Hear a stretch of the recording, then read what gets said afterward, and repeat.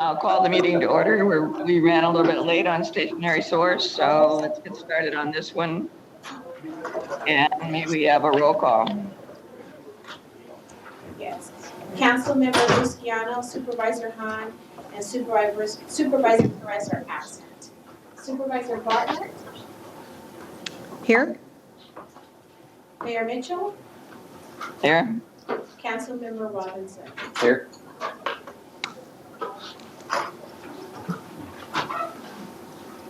So there's three of us. Does this establish a quorum? Yes. It does. Yes. It does. All right. All right, we'll move to the first item. Good morning, everyone. Good afternoon. First item is recognizing funds, executing existing agreements for installation and maintenance of air filtration systems. And Patricia Kwan is our presenter. Good morning, Patricia. Good afternoon. Actually, good afternoon. Yes. Okay, this is item number 1 on installation maintenance of air filtration systems. So for this is an EPA SEP. There was a consent decree that was executed with World Oil Corporation, which of course includes a SEP to install and maintain air filtration systems in schools. IQAir North America has been selected through multiple competitive RFP processes in the past, and to date has installed air filtration at 86 schools and community centers. So these technologies will be the high-performance panel filters, which have a greater than 85% removal efficiency for ultrafine PM. There is the potential for some gas-phase filtration using activated carbon for odor control, and then standalone units for classrooms without central HVAC. So the proposal is that staff will work with US EPA and the World Oil Corporation and Compton Unified School District to identify schools near the World Oil facility in Compton. This will include installation and maintenance of air filtration systems for 5 years, and 5% of the SEP will be for administrative costs. So these are the potential schools, the World Oil facilities on top in orange, and then there are 3 completed schools off to the lower right corner. The purple schools are the potential schools. Jefferson Elementary is the one that's located closest to the World Oil facility. So the proposed schedule would be to go to the board in September. We anticipate executing contracts, selecting schools by October, installation within the following year, maintenance for the next 5 years. There would be a final report after installation is completed, and then annual updates. So the recommended actions are to recognize the funds from US EPA from the World Oil SEP into the Air Filtration Fund 75, execute the agreements to implement the SEP, including the contract with IQAir for installation, and amending the contract with IQAir as necessary to purchase additional filters using any unspent admin funds, as well as reimbursing the general fund for up to $8,400 to implement the SEP. So I'm happy to take any questions if you have them. Thank you very much, Patricia. Any questions for Patricia on the presentation? I do have one. With the amount of funding, do we expect that we'll be able to put air filtration in all of those schools, or are we going to have to? One school. One school. Yes. And have you chosen which one? We are leaning towards Jefferson Elementary simply because it's the closest facility based on proximity, but we're aware that that might not prove to be feasible for various reasons, so we want to have a variety of schools to choose from. I see. Okay. All right. Any other questions?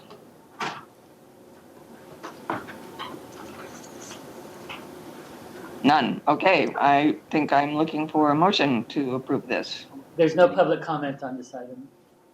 Oh, sorry. Any public comment? Okay. Move the item. I'll second. And roll call, please. Supervisor Bartlett, Yes. Mayor Mitchell, Yes. Councilmember Robinson. Aye. Item passes 3 ayes.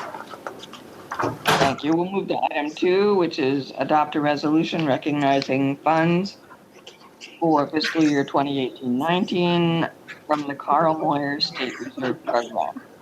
And we have a report from Vicki White. Mayor Mitchell, Yes. this is Bay. Yes. There Oh, was, this is I have to recuse myself from this one, right? Because, or no, not recuse, No, but no. announce? Yeah, you have a financial interest and you would just, basically I guess, and I can essentially do it for you. You're just essentially Okay. required to identify for the record that you're a member of the California Air Resources Board. You don't have a financial interest and CARB is involved and interested in this item. That's all. Right, exactly. Yes, I did get your email on that. I just forgot it as I sat here this morning. Thank you for reminding me. That's why we're here. Okay, let's go ahead with the presentation, Vicki. Right. Actually, my name is Alyssa Yan. I'm an air quality specialist in technology implementation, and today I'll be presenting on behalf of Vicki White to adopt resolutions that recognize the funds for the fiscal year 2018-2019 Carl Moyer State Reserve Program. So just to give you guys a bit of a background on state reserve funds and where they originate from, the Carl Air Resources Board has provided over $60 million in Carl Moyer funds since 2014 to be dispersed between qualified air districts. And every year, 10% is held in state reserve. And this year, for the fiscal year 2018 to 2019, there's about $7.86 million in state reserve funds. The Air Resources Board has graciously awarded South Coast AQMD with 44.3% of this reserve fund, which amounts to about $3.5 million. So the proposal today is to recognize up to $3.5 million in state reserve funds. These funds would be allocated towards our off-road projects that have already been approved for the fiscal year 2018 to 2019, and they will be meeting the Carl Moyer program guidelines. Some of these projects include the repower, which is scrapping out old engines for new engines, or the replacement, which is scrapping out old equipment for new equipment of construction, agricultural, and industrial projects. The recommended action today is to adopt resolutions that recognize up to $3.5 million and authorize the executive officer to accept terms and conditions for the fiscal year 2018 to 2019 state reserve funds. Okay, thank you very much. Any questions on the presentation? I just have one brief question. Yes, go ahead, So- council member. With the scrappage and the replacement, how does the process work? So do we have to inspect the old equipment and the new equipment? Yes, so basically they'll go through a pre-inspection where they're taking a look at some of the old equipment, and then from there they destroy that equipment and we verify that it's been destroyed, and whatever new replaced equipment is there, we also inspect as well. Okay. And how are we doing as far as like the backlog on this kind of stuff? I'm guessing like the agricultural equipment can be in more rural parts of the district rather than, but I don't know, maybe I'm wrong, so. What do you mean by backlog? So we're oversubscribed in terms of, there's a huge demand as opposed to what the allocation we get from ARB every year. So Walter, how much do we get this year in Moyer requests? So Moyer requests altogether is approximately $241 million. And we only get like 30 million, so there's a 3x times of demand versus the incentive. Sure, absolutely, and I understood that part. I guess the question is more of how long does it take to go through these inspections? Do you feel like you have adequate staffing? Is there a backlog? Like, what does it take from, the application, is accepted, we're going to do that, to actual implementation of getting this cleaner technology out there? So based on what Dr. Tsoutsopoulos has taught us, we don't consider it a backlog. Sure. It's a working inventory. So working inventory, sounds good. This year was particularly difficult because of the demands of the AB 617s or AB 134 funds. So by the time we implemented more last year until the awards we made last year, we're actually doing contracts now. So it took us 6 months to 9 months to actually complete the cycle, and we're still doing it now. So to your first question, do we have adequate resources? No, we didn't at the time, but we were able to hire more people, as Wayne had mentioned. We're 617. We're hiring more folks, so we're getting up to speed now. But okay. It has been a longer cycle this year than it was in previous years because of the increased number of contracts we have to write. Okay, so you feel like we'll be able to catch up? Yes. So to speak, over the next 6 months 6 or so? months, yeah. Okay, all right. That answers my question. Thank you. Thank you. Is the off-road equipment primarily agricultural equipment? Can it be port equipment like yard hustlers and that sort of thing? Or is it mostly ag equipment?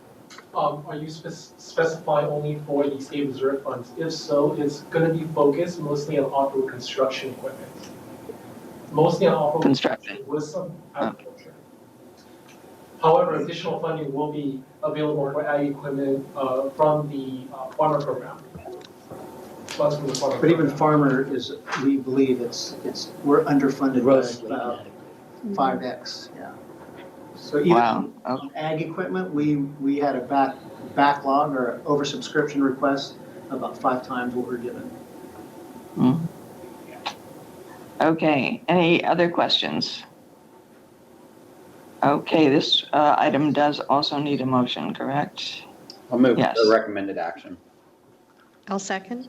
Thank you, and a roll call, please. Supervisor Bartlett, Yes. Mayor Mitchell, Yes. Councilmember Robinson. Aye. Motion passes 3 ayes. Okay, thank you. Our next item is a discussion item, and that's renewable transportation fuel from pyrolysis. Am I saying it correctly? Is it pyrolysis? That's correct, very good. Okay, and is the presenter Phil Baraka? Yes, it Yes. is. Good afternoon. Okay, Thank you. I'll be providing a brief summary on the Renewable Transportation Fuel Project with Core Infrastructure. So by way of background, renewable transportation fuels are fuels derived from renewable sources, such as renewable electricity that you get from wind and solar, and renewable diesel, renewable natural gas from biomass resources such as food and green waste, and livestock and wastewater treatment operations.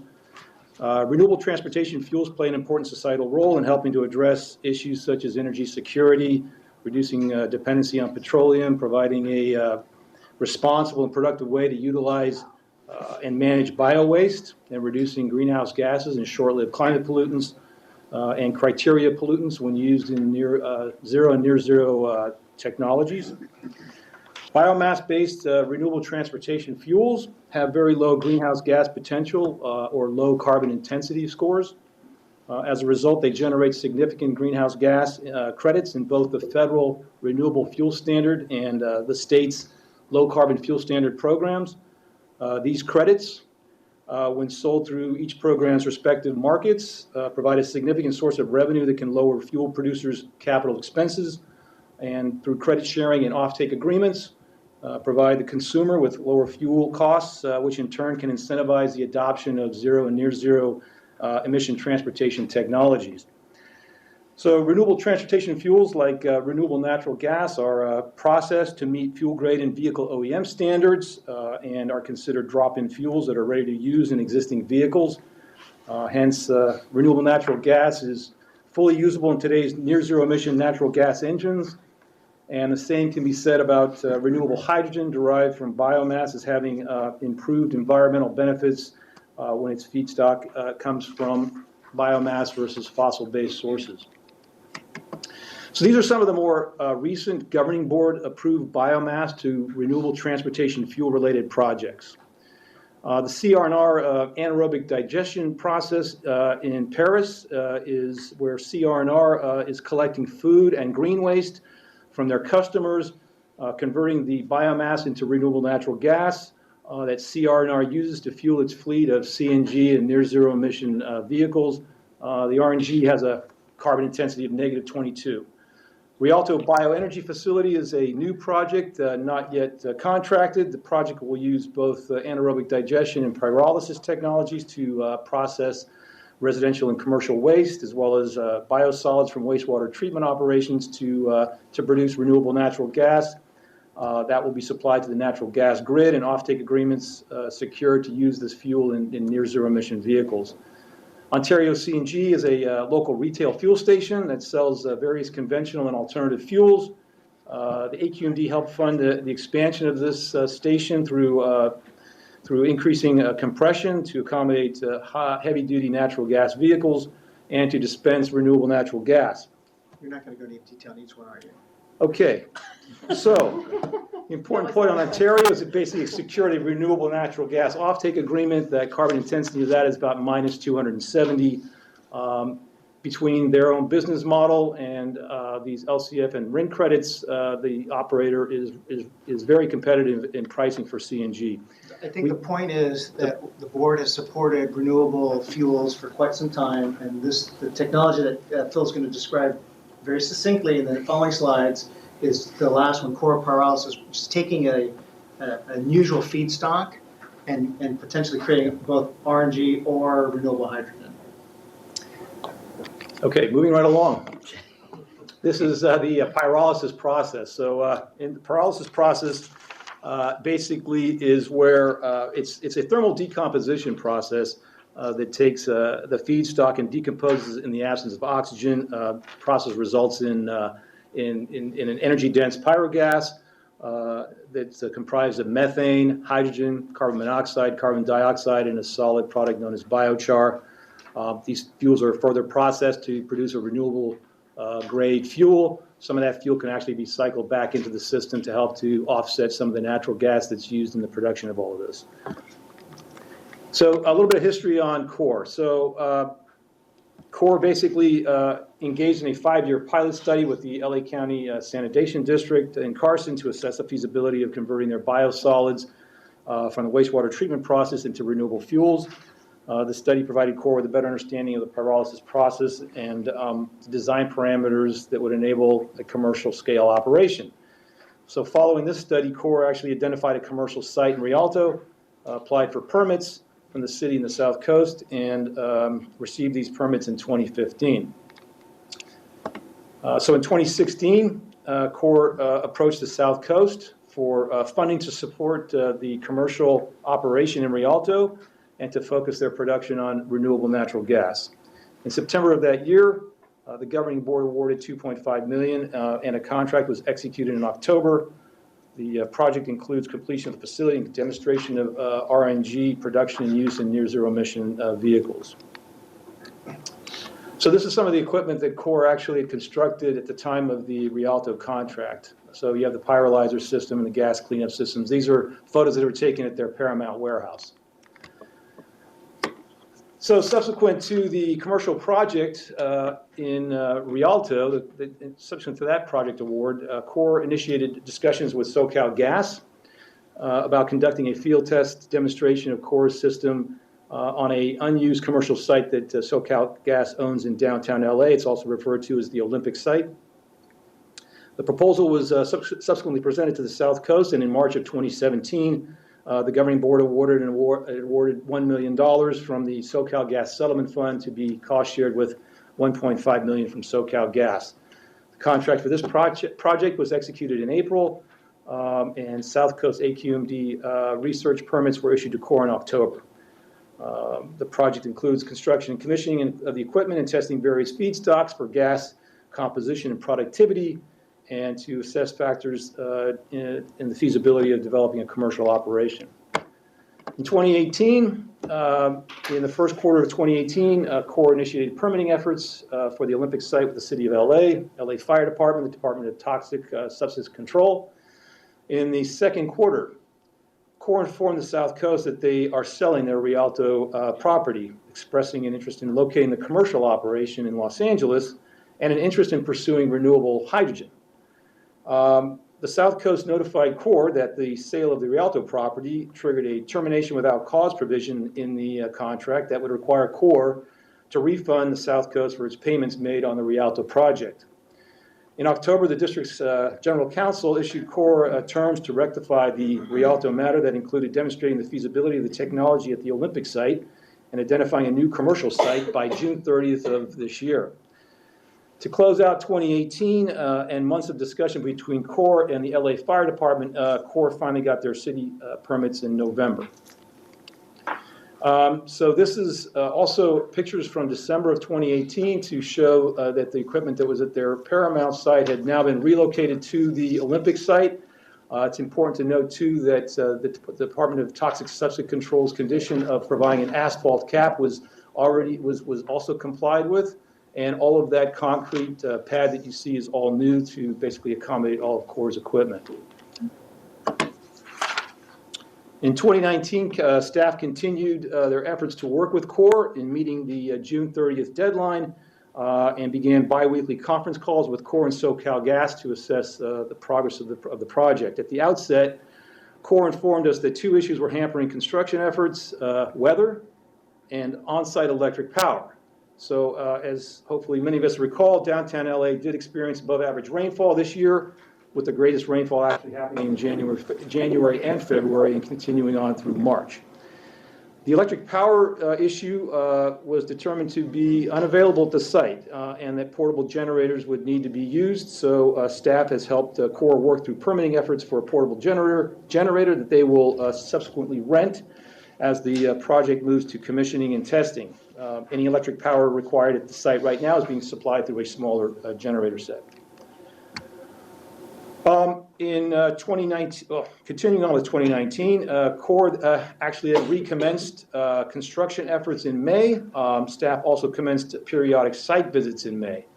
However, with the delays to the project, CORE and South Coast soon realized that the June 30th deadline for commencing testing was not going to be met. Subsequently, in early June, CORE and South Coast, including the General Counsel's office, began working to address this matter and are currently in the process of modifying the contract to include performance and construction completion metrics that CORE is identifying that they could achieve.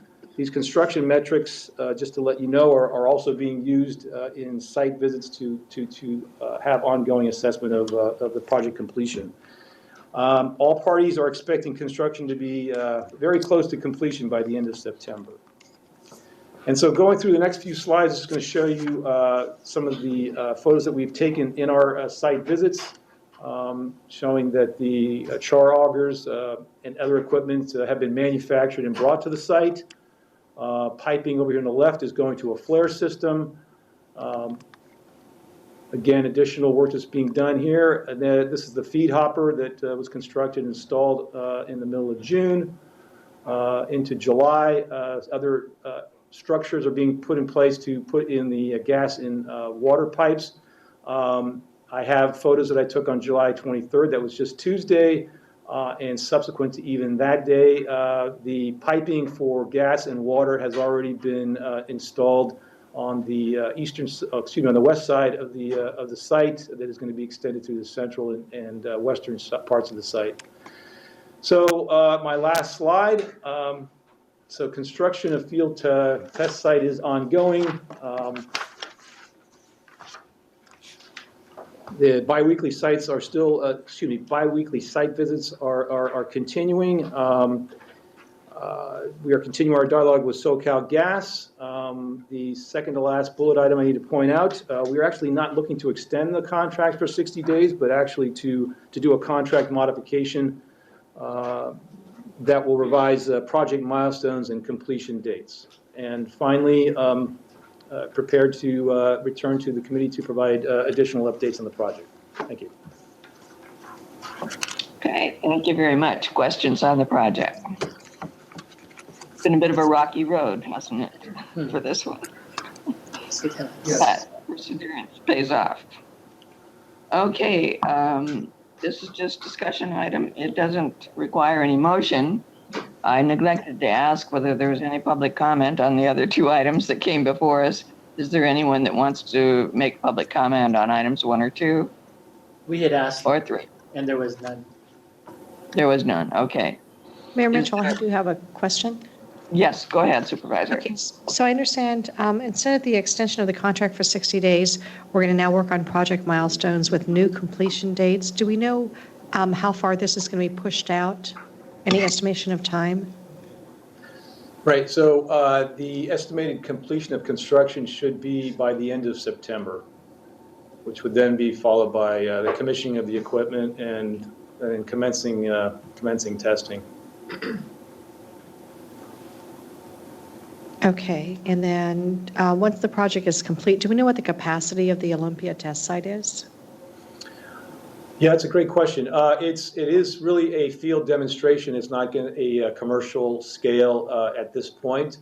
And part of that is illustrated by a piece of equipment that's not yet arrived in the site. So it's a pressure swing absorption system that's going to help to refine some of the additional pyrogases. It's really, again, not intended to basically produce any notable quantity of fuel to put into a vehicle, but actually to assess the composition of the gases that get produced from a variety of different feedstocks that they want to be able to evaluate. Okay, thank you. Is there some plan to find a permanent site for this? I believe I read that in the staff report.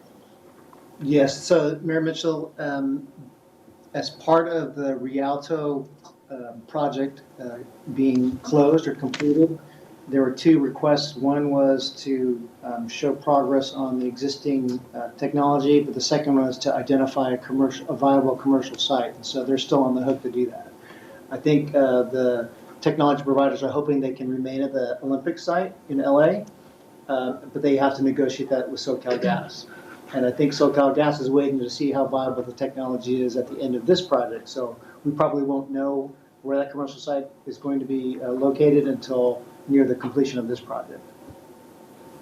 Is the main goal here to produce renewable natural gas or to produce hydrogen fuel? Depends. Yeah, it depends on the composition of the syngas that's produced and from what feedstock. So what we're urging them to do is look at a variety of feedstocks to determine which pathway they should take. Because SoCalGas is interested in both. They're interested in renewable hydrogen, but they also are interested in renewable natural gas that they could then put into the pipeline. So pipeline injection, which would decarbonize their entire grid, as it were. But we think the core technology proponents think they see a higher economical value in producing renewable hydrogen. Okay. All right. Any other comments about this item on the agenda? Is there any general public comment in any of our locations? Nothing here. Nothing here. Nothing there. Okay. Anything else to consider? Nope, I believe not. So we will adjourn this meeting until Friday, September 20th. Thank you all.